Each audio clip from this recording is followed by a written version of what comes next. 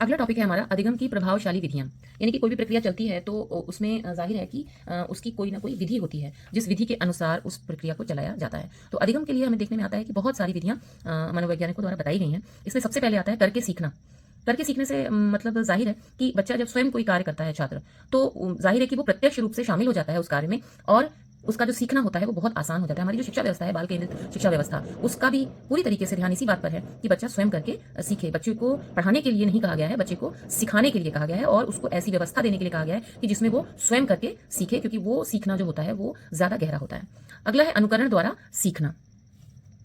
अधिगम की प्रभावशाली विधियों में अगला है अनुकरण द्वारा सीखना। अनुकरण द्वारा सीखना जो है वो हमें पता है कि बच्चे की पैदाइश के बाद शैशवावस्था में ही बच्चा जो है वो अनुकरण के साथ सीखना शुरू कर देता है। और अगर हम बात करें कक्षा में, तो शिक्षक द्वारा की जाने वाली जो क्रियाएं होती हैं उनका अनुकरण करते हुए बच्चा सीखता है। और निरीक्षण करके सीखना, ये भी एक विधि है कि निरीक्षण में बच्चा एक से अधिक ज्ञान इंद्रियों का प्रयोग करता है। जब बच्चा निरीक्षण करता है तो वो अपनी आंखों का प्रयोग भी करता है, वो बोलता भी है, समझने की कोशिश भी करता है। तो वो अपनी ज़्यादा से ज़्यादा इंद्रियों का प्रयोग करके किसी वस्तु का या किसी प्रक्रिया का निरीक्षण करता है, जिससे कि उसका सीखना जो है वो और ज़्यादा परिपक्व हो जाता है। परीक्षण करके सीखना, परीक्षण करके सीखना जो है वो हम आप सब जानते हैं कि गणित है और विज्ञान है, सामाजिक सोशल स्टडीज़ है आपका। उसमें इस विधि को बहुत अधिक प्रयोग किया जाता है कि उसमें बच्चा स्वयं के प्रयास से एक निष्कर्ष निकालता है एक प्रक्रिया से होते हुए, तो वो जो उसका सीखना होता है वो एकदम परिपक्व हो जाता है।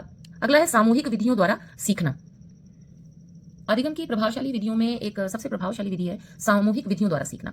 सामूहिक विधियों की खास बात यह है कि बच्चा जो है इसमें प्रत्यक्ष रूप से शामिल होता है इन विधियों में और प्रत्यक्ष रूप से क्रियाशील होता है। तो जब बच्चा क्रियाशील होता है तो जाहिर है कि जो अधिगम क्षमता है वो बढ़ जाती है और अधिगम प्रक्रिया पर इसका सकारात्मक प्रभाव पड़ता है। और इन विधियों में सीखने के दौरान बच्चे को प्रेरणा प्राप्त होती है और उसके साथी जो होते हैं उनसे सहायता प्राप्त होती है या शिक्षक जो है वो सहायता प्रदान करता है, और जिससे कि उसके व्यवहार में सुधार होता है और उसकी जो समायोजन करने की क्षमता होती है, क्योंकि उस सामूहिक विधियों में कुछ इस तरह का होता है कि कई बच्चे शामिल होते हैं, ग्रुप में हो सकता है शामिल हो या एक दूसरे से बातचीत कर रहे हो, विचार विमर्श कर रहे हो, तो वो अपनी बात भी कहता है और दूसरों की बातें भी सुनता है, तो उससे उसके व्यवहार में काफी हद तक सुधार देखने को मिलता है और बच्चे में आत्मनिर्भरता भी आती है। क्योंकि यहाँ पर इन विधियों में शिक्षक बच्चे को सिर्फ एक मार्गदर्शक के रूप में कार्य करता है, उसको देखता रहता है और उसका निरीक्षण करता रहता है और उसको जरूरत पड़ने पर मार्गदर्शन देता है, तो जिससे कि बच्चे में आत्मनिर्भरता आती है और इसमें बच्चे का जो स्वास्थ्य है वो भी उत्तम होता है, यानी कि उसका भी विकास होता है। तो अगर हम सामूहिक विधियों को दो भागों में बांटें तो पहली विधि है सम्मेलन विचार या विचार गोष्ठी विधि और दूसरी है प्रोजेक्ट विधि या योजना विधि। पहले समझने की कोशिश करते हैं सम्मेलन या विचार गोष्ठी विधि को।